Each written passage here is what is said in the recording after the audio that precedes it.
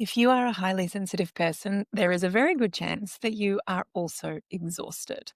And I want to talk about this today because how we rest as highly sensitive people is really important. And sometimes when we think about rest, all we think about is getting a few extra hours sleep or taking a nap. But there are so many other ways that we need to rest as highly sensitive people. And today I want to talk about one of them. So, welcome to the podcast. This is Self Kind, a podcast for highly sensitive people. I am your host, Erica Webb. I am a registered counsellor who works primarily with highly sensitive and neurodivergent people to help them navigate what it is to be a sensitive person in an often very noisy, kind of tricky to navigate world. I'm also a yoga teacher and a somatic exercise coach, and I am so glad that you're here. So, like I said, today we're going to be talking about this different kind of rest that is really important as highly sensitive people. And it's really interesting because, like I said, I work primarily with highly sensitive people and everyone's exhausted. And maybe that's just a human thing because the world is kind of wild, but it is definitely true that highly sensitive people tend to become quite tired just by the ordinary everyday. And there's heaps of reasons for that. And in fact, I've done a podcast episode about this before. Back in episode 295, I talked about 5 reasons why you're so exhausted as a highly sensitive person. So you might like to check that one out as well. But today I want to talk about one really specific thing. Now, there has actually been some research into burnout and highly sensitive people. And I'm going to read these names and I hope that I do them justice. This was a team out of Poland, Krystyna Golonka and Bozena Gulla. Like I said, hope I got those at least partially correct. And they did some research with highly sensitive people around burnout in the workplace. And they found a link, right? They found that what they call sensory processing sensitivity, which is really just being a highly sensitive person, was linked with burnout. Kind of scary, but also I bet you're not really that surprised. Now, there were two kind of key takeaways from the research that this pair did. And I want to talk a little bit about that, but then I want to put my own spin on it, the world according to Erica, and talk a little bit about this type of rest that I think is really, really vital, kind of non negotiable for highly sensitive people if we want to feel a little less exhausted all the time and have a little bit left in the tank, or a bit left in the tank would be even better, right? So there are two key tips that came out of this research. The first one was the need to reduce what they called prolonged emotional overload. So, as a highly sensitive person, you're probably very familiar with prolonged emotional overload. It can come from all different places. It can come from our own kind of inner criticism, our own benchmarks that we place for ourselves or set for ourselves that we never seem to be able to reach. It can come from the emotional overwhelm of being really empathetic and sort of feeling other people's emotions.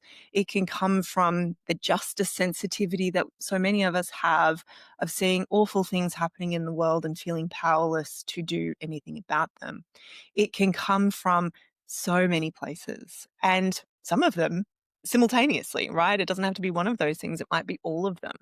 And they talked about how they didn't specifically get that granular, but they talked about this sort of broad concept of emotional overload and how important it is to help reduce that.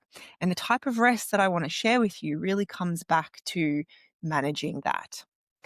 The second thing that they had as a takeaway was how this capacity that we have as highly sensitive people to sense the subtle, which is from Elaine Aron's work, where she sort of talks about highly sensitive people kind of having these 4 characteristics. And one of them is sensing the subtle. And in this research, they actually found that sensing the subtle could be protective against burnout, which I think is really cool. And so I want to talk about that first, and then we'll loop back to talking about the emotional overload and this type of rest that I think is really important. But sensing the subtle really is about the fact that we often pick up on things that other people miss. And so, if you come into your counselor's room and they've put a new plant in, or a new cushion on the couch or they've moved a picture on the wall, chances are you're going to notice. Likewise, I notice my sort of sensing the subtle is often when I'm out in nature and I'll see, the random bug crawling on the ground or the beautiful little buds about to burst in the springtime. Noticing shapes in the clouds, all of those sorts of things. And so they talked about this capacity to sense the subtle as actually being quite protective, which I think is remarkable. And so there's something in that for us to take away, I think, because if we can hone that skill, if we can lean on that skill a little bit, that in and of itself might be a form of rest, might be a form of sort of self-nurturing that's really important to highly sensitive types like us. And so I want to encourage you, even though it doesn't sound like rest in the sort of truest form of that word, can you be really curious about the subtle? Can you go and lie on the grass and look at the clouds? Can you be on alert for the beautiful little surprises as you go for a walk through nature? Because there is a chance that that is really protective from exhaustion and burnout.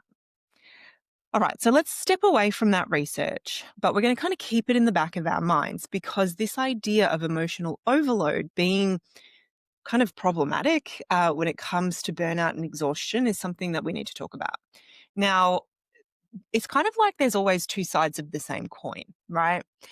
Our ability to be emotionally attuned, to be empathetic, to feel our emotions deeply, there's a lot of really good things to be said about that. So this is not all doom and gloom. This is not about pointing out the, quote unquote flaws of being a highly sensitive person.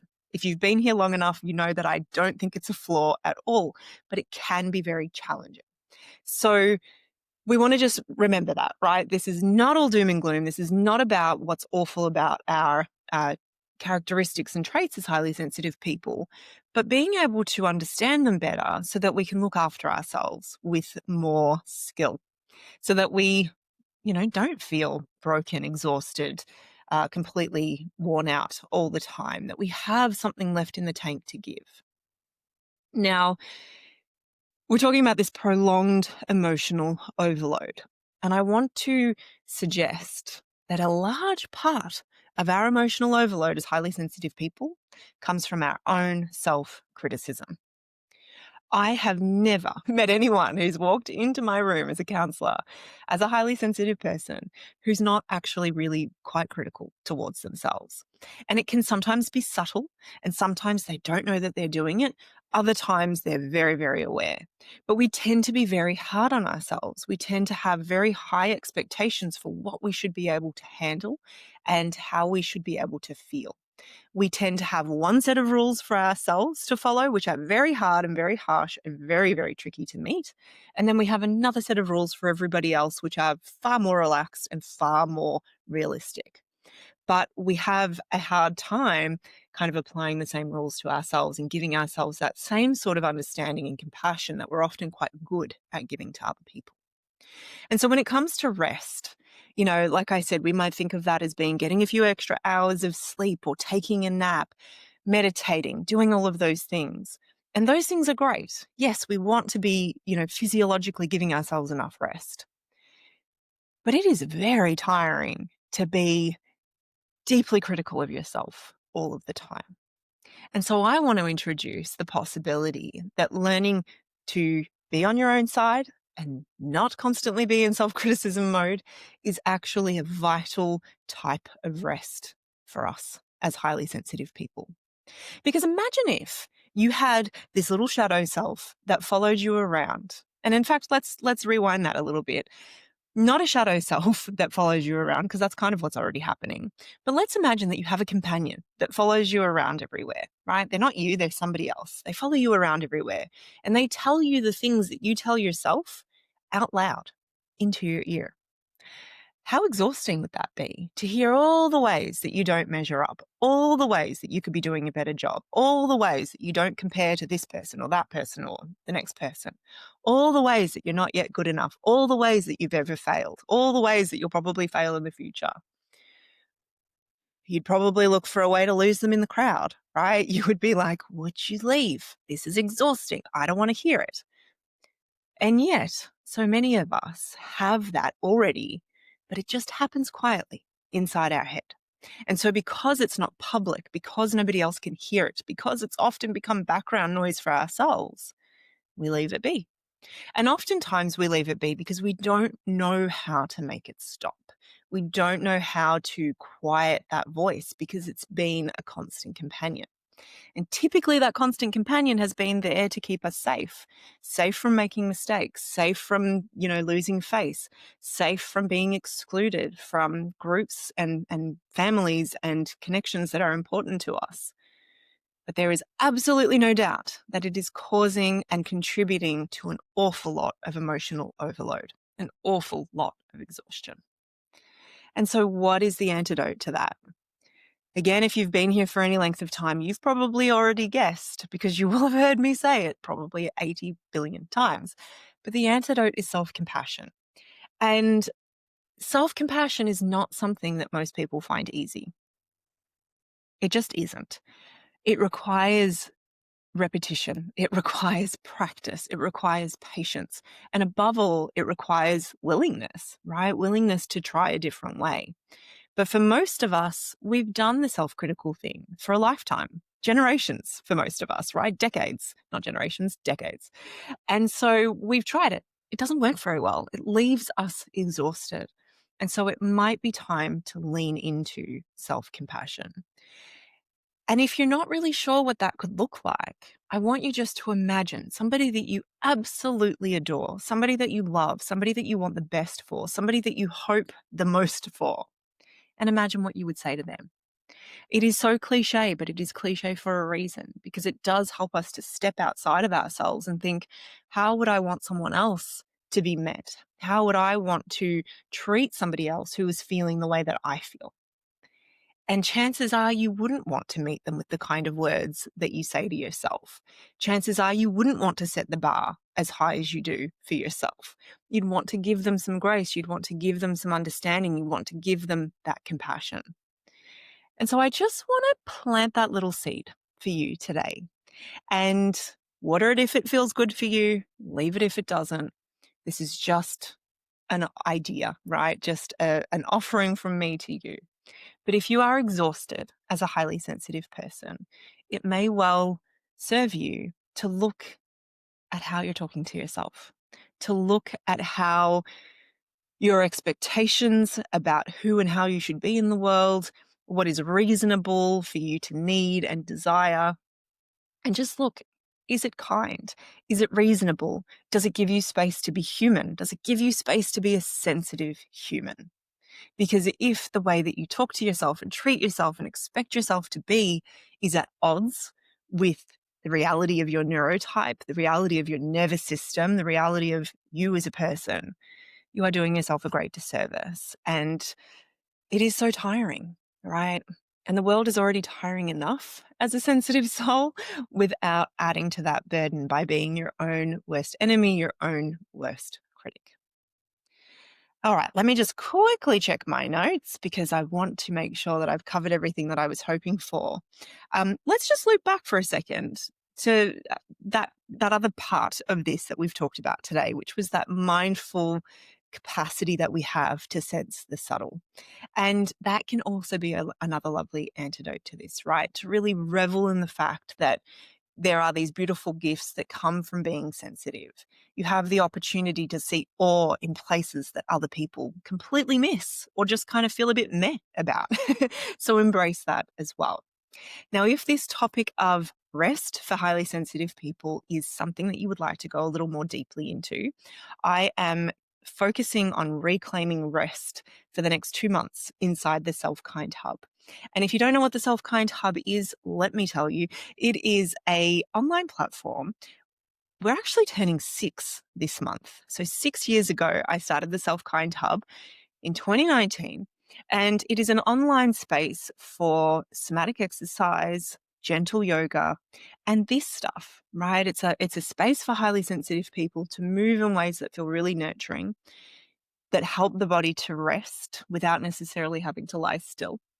But we also dive into topics that are relevant to highly sensitive people. And for November and December, we're focusing on reclaiming rest. And we're looking at all the different ways that us as highly sensitive people might need to think about rest that go beyond just getting more sleep or having a nap. Because, sure, that's one part of it, but there are all these other ways that as highly sensitive people, we might need to give ourselves rest, from the way that we process things sensory wise, right? To the way that we absorb other people's emotions, to the way that we are critical towards ourselves. And so we're going to be exploring that in masterclass that's happening in November, a restorative yoga class that's happening in December, and we have a private podcast feed inside the membership as well, where I go more deeply into all of this. Plus, there's live stream somatic exercise and yoga classes and a huge on-demand library of classes that can really help you rest physically and lean more into that self-kindness and compassion that we talk about so often here.